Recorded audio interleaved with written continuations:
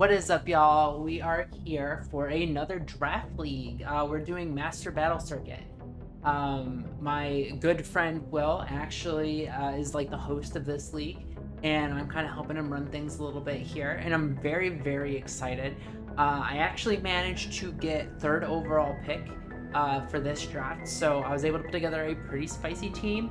I'll go ahead and get into that here in a second, but I did just kind of want to give y'all a little bit of a heads up. We're going space mode this year, this season, whatever. I know I still kind of got some of my tarot themes going on, some of my witchy stuff, which is always going to be a part of what I have going on.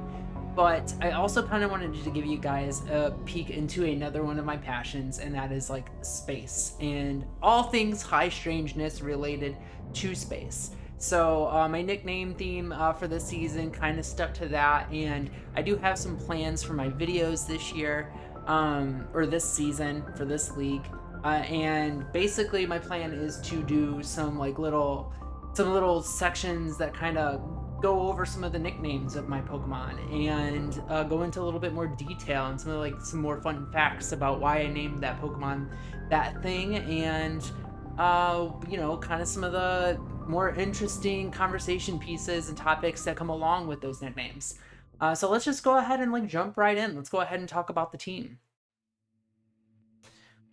My first pick, which I was absolutely thrilled to get, and this is going to be represented by the Death card, is Dragapult. I absolutely love Dragapult. I, in fact, only got to use Dragapult one other time in draft. It was in Gen 8, and I did end up winning that league. So I didn't plan on drafting Pokemon that I was super familiar with. I was going to try and draft a bunch of Pokemon that I'd never used before, but when it got to my pick and Dragapult was there, I just couldn't help myself. We did nickname Dragapult Oumuamua, which is after the first interstellar comet that entered our solar system in 2017. This was actually the first object from a different star system to ever enter our solar system. There are a lot of crazy theories surrounding this object, but the one that I like to think about most is the possibility that it was actually some form of a spaceship, like an actual fucking mothership that deployed drones to scout our planet, which is interesting because the name Oumuamua literally comes from the Hawaiian word for scout. So I think there might be something there, who knows? I thought this was a pretty fitting name for our dragon friend here for a number of reasons. I'm sure you can kind of put those pieces together. And there are actually a lot more interesting and controversial talking points surrounding this object, but I'll cover more of those in a future video in the form of a skit or an intro or an outro. We'll kind of see what kind of creativity strikes, but that's more for the future. Our second pick, because you girls always got to draft a good elephant friend, we took Iron Treads, which is represented by our Temperance card. We named Iron Treads Perseverance, which is after the Perseverance Mars rover that launched in 2020. And I mean, just look at this thing. It looks like a rover. And the main purpose of that rover was to actually seek out evidence of life, past or present, on Mars. Whether or not it actually found evidence of life still remains to be seen. There are some that believe there are some that believe we have found some evidence based on some features on an interesting looking rock that it discovered in the Mars, I think it's Jezero crater. But, that's something that I'll probably cover a little bit more in a future video. My next pick was actually Clefable. Now, I will admit, this is a Pokemon that I was a little on the fence about. I did think it was a little overpriced, but I needed a good fairy. I liked the versatility that this offers, so I'm going to give it a try. There is a chance that I will be switching this out for another fairy that I had my eye on in free agency if this doesn't work out, but we're going to give this a chance first. This is represented by the Star card, and we named this Moonchild. I mean, in the anime, they literally say Clefairy come from the moon, so I just thought this was the perfect nickname for it. By the way, how much do you actually know about the moon? Our moon. It's pretty fucking weird. If you don't know, I'll tell you more about it in our week 1 video, actually. So you can look forward to that, in addition to an amazing week 1 battle with Ellie. That is something I'm very excited. Never have actually battled her before, so extremely excited for week 1 starting off in this league. That way, it should be good. For my 4th pick, we took Quaquaval, and this is actually my high tier Terra captain, and represented by the Lover card, because of course it is. Look at this thing. This thing is, it just kind of screams, you know what, anyways, we named this thing Quasar. That is because quasars can be found at the center of some galaxies and are considered the single most powerful objects in all of existence. It literally has the power to destroy and consume entire galaxies, which I thought was very appropriate for a high-tier Terra captain. I'll talk about why quasars were considered the queerest objects in the universe, and that's queer as in strange, not queer as in, like, me. But I mean, look at this fucking duck. This thing is a queer icon if there's ever been one. But yeah, we'll get into that more in another video. My 5th pick, the Hierophant. That is going to be Slowking, which we nicknamed Space Pope. My Futurama enjoyers will recognize this reference and appreciate it. And I mean, just look at this thing. The resemblance is honestly uncanny.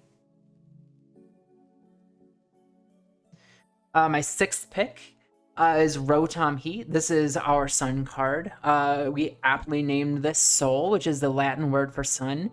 And the sun, I mean, it's essentially a giant ball of fire and electricity, although technically it's not actually fire, it's plasma, but we'll get into that another time. I felt like this was the perfect name for our levitating fire electric type, which is going to kind of serve as one of the glue pieces that kind of holds everything together here, kind of like the way the sun holds everything in our star system together. For my 7th pick, we took our tower card and our quote-unquote low-tier Terra captain, which is absurd. I mean, I have one Gen 9 Wi-Fi championship, and that team had Terra Frostmoth as my kill leader. This thing was grossly underpriced, and I decided to name it Europa after the moon of Jupiter. This is one of my favorite satellites in the entire solar system. At a glance, it just kind of looks like any old moon. However, once you get past that initial layer of ice, yes, everything you're seeing right there is ice. Europa is just a giant ball of water. Scientists actually believe Europa has twice the amount of water than even Earth. Yeah, that's insane, considering how small it is compared to Earth. Many believe it is the most likely place, aside from Earth obviously, to find life in our entire solar system. Some scientists have even said that they believe there are single-celled organisms living in Europa's oceans right now. For my 8th pick, I took a personal favorite of mine. I mean, I literally have this Pokemon tattooed on my thigh, Umbreon. I decided to name Umbreon Cat's Eye after the Cat's Eye Nebula. It was one of the first planetary nebula to be discovered, and I don't really have any weird or crazy facts about this. I just think it's really pretty, just like shiny Umbreon. For my 9th pick, I took Swalot, our Hermit card. This is nicknamed Black Hole, and if you didn't know, black holes are these massive objects in space where gravity is so strong that literally nothing can escape it, not even light. It just gulps up everything, like our friend here. There are lots of strange theories surrounding black holes in regards to them being potential wormholes into other parallel universes, but there isn't really any scientific evidence at all to back these claims up. There are some more interesting conversations surrounding these, like the information loss paradox or even the firewall paradox. I may or may not get into those in a future video, but they get pretty complex. Honestly, probably a little too dense for a Pokemon video, but if you're bored and you like learning about space, I'd highly recommend you checking those things out. And then last but not least, for our 10th pick, we grabbed Dodrio. Dodrio is our world card. We nicknamed this Mon Alpha Centauri. Alpha Centauri is a 3-star system that also happens to be the closest star system to Earth. I know this is going to sound crazy, but there are rumors that the Breakthrough Listen project, which is a project funded by Mark Zuckerberg, an actual alien, to find other actual aliens, has actually detected a technosignature in this star system using radio observations. Technosignature, for those who don't know, is basically measurable scientific evidence of technology. In the coming weeks, we should actually find out if there's a corresponding biosignature in order to verify a existing civilization in another planet somewhere. You need a technosignature and a biosignature. We have the techno signature. Now we're trying to see if we have the biosignature. And if we get it, that's evidence of an actual advanced civilization. Crazy fucking times we live in. I thought that doing this, I'm actually recording this today on N7 day. My Mass Effect friends will really appreciate that, and I just thought it was fitting, considering like the theme that we have going on this season. That is pretty much my draft analysis here. I know I didn't really talk into like the structure of my team, but I'll do that during the team builders throughout the season. Also, sorry, that's my cat's tail. She's up here. She's here. She's saying hi. Kaz is just chilling. But yeah, you know, y'all know how I do my team builders. I'll get into the structure and why I build my teams the way I do during the team builders throughout the season. I thought I'd have a little bit more fun with the space stuff, kind of give you guys a peek into like some other interests of mine. If you are into this kind of stuff, like UFOs, aliens, space, whatever, I would highly, highly recommend keeping an eye on some major events that are taking place. Like today, literally today, the day that you all are watching this, probably, which is November 9th. Presumably you're watching this when I released it. There's actually a congressional hearing in Peru about the Nazca mummies. Yes, those Nazca mummies, like the ones that you saw like late 2023 that just like that look like really shitty dolls that they were passing off as aliens. Well, apparently there's something more to them, and fucking there's going to be a congressional hearing in Peru kind of disclosing the information that scientists found after studying these a little bit further.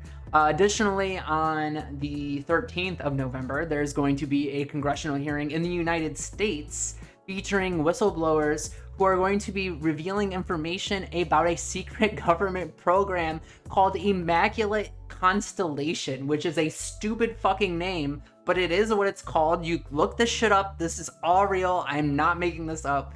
Immaculate Constellation, which is apparently a secret government program that was designed to retrieve crashed UFOs and reverse engineer the technology. Yes, this is really fucking happening. There's going to be a congressional hearing, United States congressional hearing, on November 13th. That's like 4 days from when I am releasing this video. So there is lots of crazy shit to keep an eye out if this is the kind of stuff that you're into. If not, I like it, so I'm going to talk about it. Y'all get to hear me talk about it, be weird about it all season. Aren't you excited? Anyways, I'll catch y'all for week 1 against Ellie. Thanks for watching it as always, and I'm really excited for this season. Bye.